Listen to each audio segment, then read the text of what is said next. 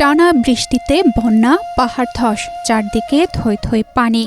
মানুষ যখন নিজের জীবন বাঁচাতে ব্যস্ত, তখন নিজের ব্যক্তিগত নৌকা নিয়ে অন্যের জীবন বাঁচাতে ছুটে বেরিয়েছেন চকরিয়া পাকুয়ার পাহাড়চাঁদা ইউনিয়নের গোবিন্দপুর দক্ষিণ পাড়ার বেলাল উদ্দিন।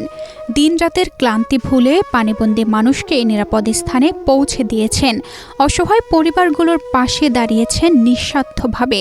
সেই মানুষটি আজ পৃথিবীর মায়া ত্যাগ করে চলে গেলেন না ফেরার দেশে। বুধবার সকাল আনুমানিক 10টা 30 নিজ খেতে কাজ করার সময় তিনি ইন্তেকাল করেন।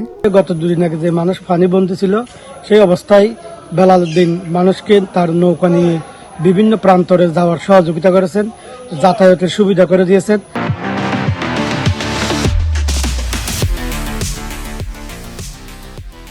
আজকে তিনি হঠাৎ মেজে তার নিজের ক্ষেতের মধ্যে কাজ করার সময় অজ্ঞান হয়ে পড়ে। বাড়িতে আনতে আনতে তার মৃত্যুবরণ করেন। তার মৃত্যুতে পুরো এলাকা জুড়ে শোকের ছায়া নামে এসেছে।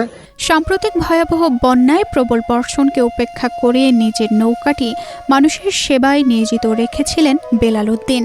অসংখ্য নারী, শিশু, বৃদ্ধ ও অসুস্থ মানুষকে নিরাপদ স্থানে পৌঁছে দিতেন।